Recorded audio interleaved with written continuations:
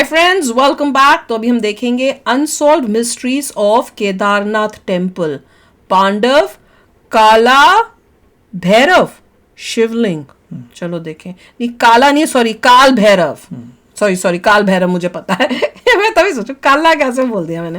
तो चलो वीडियो शुरू करते हैं। वीडियो शुरू करने से पहले अगर आप चैनल पर नए हो और आपने अभी तक सब्सक्राइब नहीं किया तो जल्दी से पहले सब्सक्राइब के बटन और बेल आइकन को क्लिक कर लो ताकि आपको हमारे सारे न्यू वीडियोस का नोटिफिकेशन मिल जाए जैसे हम अपलोड करें। अगर आपको वीडियो पसंद आता है प्लीज लाइक एंड शेयर। चलिए शुरू करते हैं।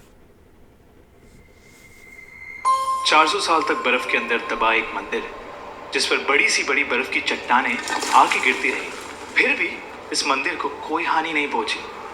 और फिर कई साल बाद जब बर्फ पिघलने लगी तब ये मंदिर सामने आया और साइंटिस्ट और जियोलॉजिस्ट इसे सही सलामत देखकर दंग रह गए। एक ऐसा मंदिर जिसके दर्शन करने पर माना जाता है कि मोक्ष के सभी रास्ते खुल जाते हैं, क्योंकि महाभारत के अंत में शिव जी ने स्वयं यहाँ प्रकट होकर पांडवों को स्वर्ग का रास्ता दिखाया था। यह है शिव जी के 12 ज्योतिर्लिंग में से एक माने जाने वाला हिमालय की चोटियों के बीच बसा श्री केदारनाथ मंदिर। जय श्री केदार। उत्तराखंड में रुद्रप्रयाग नाम का एक छोटा सा शहर है जो खूबसूरत वादियों से सजा हुआ है, और इन्हीं खूबसूरत वादियों में बसा है शिव जी के सम्मान में बना बाबा केदारनाथ मंदिर। इस विशाल मंदिर को हिंदुस्तान के सबसे पुराने धार्मिक स्थानों में से एक माना जाता है। केदारनाथ मंदिर का सबसे पहला वर्णन 7वीं सदी में लिखे गए स्कंद पुराण में किया गया था, और ये इस बात को दर्शाता है कि ये मंदिर कितना पुराना है। समुद्र के तट से 3584 मीटर ऊपर बसा ये मंदिर एक 6 फीट के ऊंचे पत्थर के प्लेटफॉर्म पे बना है, और यहाँ पे आपको सबसे पहले शिव जी के वाहन नंदी जी की पत्थर से बनी हुई एक सुंदर सी मूर्ति दिखाई देगी। नंदी महाराज के ठीक सामने है मंदिर का मुख्य भाग, जिसमें एक बड़ा सा मंडप बनाया गया है, जिसके बीचों बीच है मंदिर का गर्भगृह, जिसमें बसा हुआ है एक पिरामिड। केदारनाथ मेरे ख्याल से चाइना की टेरिटरी में है, कहीं देखने को नहीं मिलता। बर्फीले पहाड़ों के बीच बसे इस मंदिर से कई हैरान कर देने वाली बातें जुड़ी हुई हैं। कहा जाता है कि इस मंदिर को पांडवों ने बनाया था। मान्यता के अनुसार महाभारत के युद्ध में अपने गुरु और अपने भाइयों का वध करने के बाद पांडव खुद को अपराधी मानने लगे थे, पापी मानने लगे थे, और फिर युद्ध के बाद उन्होंने कई वर्षों तक हस्तिनापुर पर राज किया। पर जब इतने समय बीत जाने के बावजूद उनके मन को शांति नहीं मिली तो वो अपनी समस्या का समाधान ढूंढने के लिए ऋषि वेद व्यास के पास जा पहुंचे, और फिर वेद व्यास जी ने उनसे कहा कि अपने पापों से मुक्ति पाने के लिए उन्हें शिव जी के शरण में जाना होगा। इसके बाद पांडवों ने अभिमन्यु के पुत्र परीक्षित को सारा राज्य सौंप दिया और द्रौपदी के साथ शिव जी की खोज में काशी चले गए। लेकिन जब काशी में भी उन्हें भगवान शिव के दर्शन नहीं मिले तो उन्होंने काशी छोड़ दी और यहाँ से वहाँ भटकने लगे। पांडव जहाँ भी शिव जी को ढूंढते हुए पहुँचते, शिव जी वहाँ से कहीं और चले जाते। आखिरकार शिव जी उत्तराखंड के गुप्त काशी में जाकर बस गए।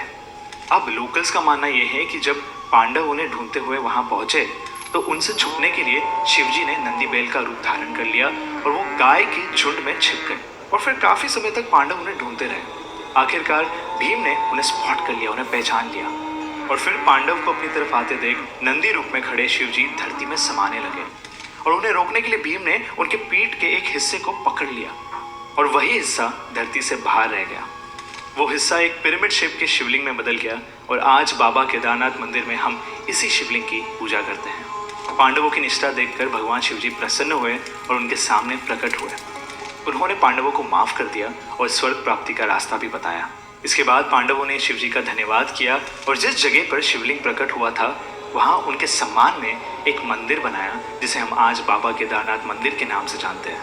कहते हैं कि जब शिवजी का बैल रूप धरती में समाया था तब उस बैल का मुख रुद्रनाथ में, जटा कल्पेश्वर में, भुजाएं तुंगनाथ में और नाभि मदमहेश्वर में प्रकट हुई थी, और इसीलिए केदारनाथ के साथ इन 4 स्थानों को मिलाकर पंच केदार कहा जाता है। वैसे केदारनाथ मंदिर के ओरिजिन से और भी कई सारी कहानियां जुड़ी हुई हैं। कहा जाता है कि जो मंदिर हम आज देखते हैं वो 8वीं सदी में आदि शंकराचार्य ने बनाया था, पर आर्कियोलॉजिकल सर्वे ऑफ इंडिया ने जब इस मंदिर के पत्थरों की जाँच की तब पता चला कि इनका टाइमलाइन महाभारत के पीरियड से मैच करता है। That is amazing. कहा जाता है कि शिव जी के रुद्र रूप काल भैरव खुद केदारनाथ मंदिर की रक्षा करते हैं। 3 आंखें, 4 हाथ, गले में खोपड़ियों की माला, एक हाथ में त्रिशूल, दूसरे में डमरू, तीसरे हाथ में पाशा और चौथे हाथ में एक खोपड़ी। और उनके साथ होता है उनका वाहन माने जाने वाला एक काले रंग का कुत्ता। केदारनाथ मंदिर से 500 मीटर दूर उत्तर की तरफ आपको बाबा भैरवनाथ का एक छोटा सा मंदिर दिखाई देगा।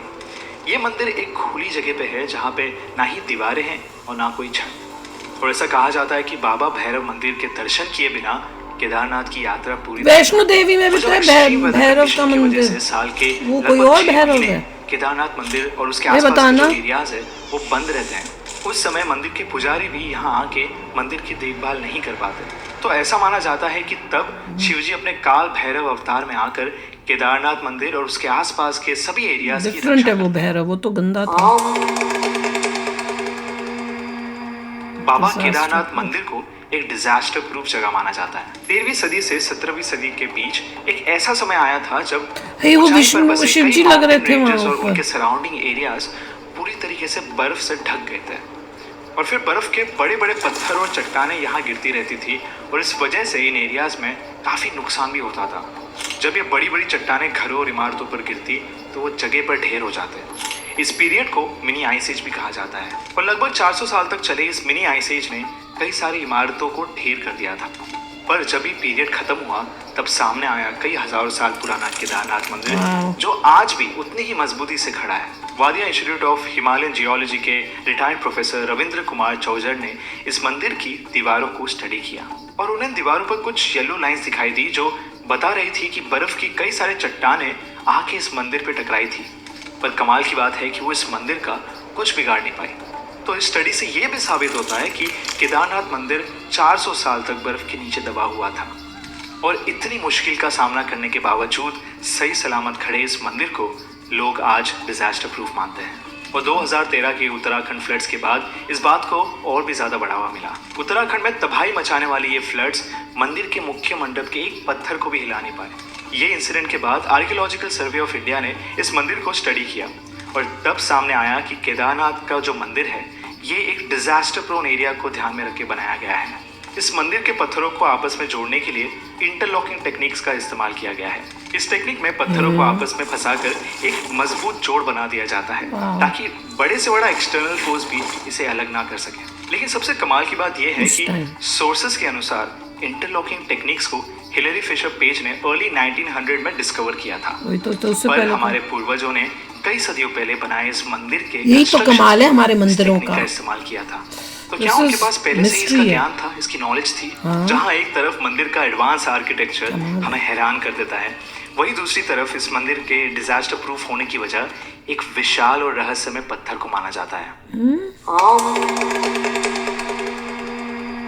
16 जून 2013 उत्तराखंड में आए तबाही मचाने वाले फ्लड्स ने पूरे राज्य को हिलाकर रख दिया था। कई सारे बड़े पत्थर और चट्टानें पहाड़ों पे से केदारनाथ की बस्ती पे आ गिरे। इन चट्टानों ने केदारनाथ मंदिर के इर्द गिर्द बसे होटल्स और धर्मशाला को तहस नहस कर दिया। पर केदारनाथ का मुख्य मंदिर और उसके अंदर मौजूद सभी लोग इन खतरनाक फ्लड से सुरक्षित बचे हुए थे। खुद को बचाने के लिए बड़ी संख्या में लोग केदारनाथ मंदिर के अंदर आकर बैठ गए थे और तभी एक विशाल पत्थर बड़ी तेजी से मंदिर की ओर आने लगा। इस पत्थर को देखकर सभी लोग डर से कांपने लगे। पर तूफान की तेजी से आ रहा ये पत्थर अचानक मंदिर के कुछ ही मीटर की दूरी पर रुक गया और फिर इसके बाद जब कोई भी चट्टान मंदिर की तरफ आती तो वो इस पत्थर से टकराकर या तो टूट जाती या फिर अपना रास्ता बदल देती और लोग इस दृश्य को देखकर दंग रह गए थे। और लोकल्स की माने तो ये पत्थर पूरे समय मंदिर की रक्षा करता रहा।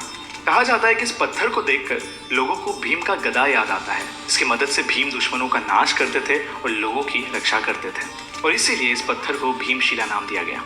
आज ये पत्थर केदारनाथ मंदिर का एक मुख्य भाग बन गया है और मंदिर के साथ साथ लोग इस पत्थर की भी पूजा करते हैं। पर जरा सोचिए कि क्यों ये पत्थर केदारनाथ मंदिर से कुछ ही मीटर की दूरी पे आके रुक गया? क्या सिर्फ ये कोइंसिडेंस है या फिर एक चमत्कार? भीमशिला पत्थर की कहानी आज भी एक गहरा राज है।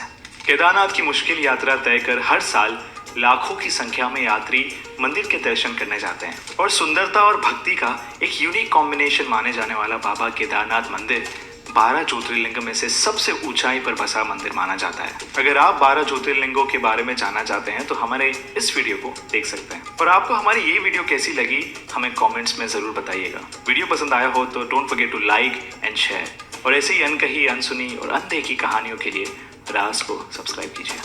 वाह यार, वो जो फ्लड आया था और उसके बाद ये जो पत्थर की बात करें, ये सब मुझे नहीं पता था। ये ज़रूर पता था कि देखो इतना बड़ा फ्लड आया पर मंदिर जो था वो सेफ का सेफ रहा।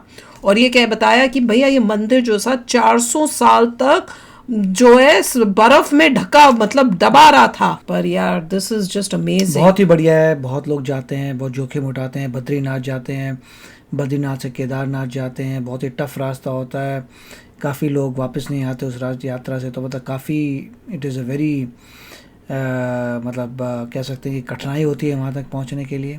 और कमाल की बात है जो बताया। तो वैष्णो देवी की तरह वैसे ही यहाँ पे भी रास्ते को केदारनाथ तो और भी डिफिकल्ट है, वही करना चाहिए ताकि श्रद्धालु लोग, खासकर देख रहा था कि मुझे ओल्ड लोग जो जाना चाहे उनके लिए इतना इजी होना चाहिए कि आराम से वो जा पाए। वो भी क्योंकि देखो भगवान की जगहें जो हैं वो इजीली मतलब असेसेबल अब आज के टाइम में तो नहीं चाहिए, पर मंदिर जो है वो देखो कमाल मंदिर, कितना उसके अंदर मतलब ताकत और मैजिकल पावर्स हैं यार।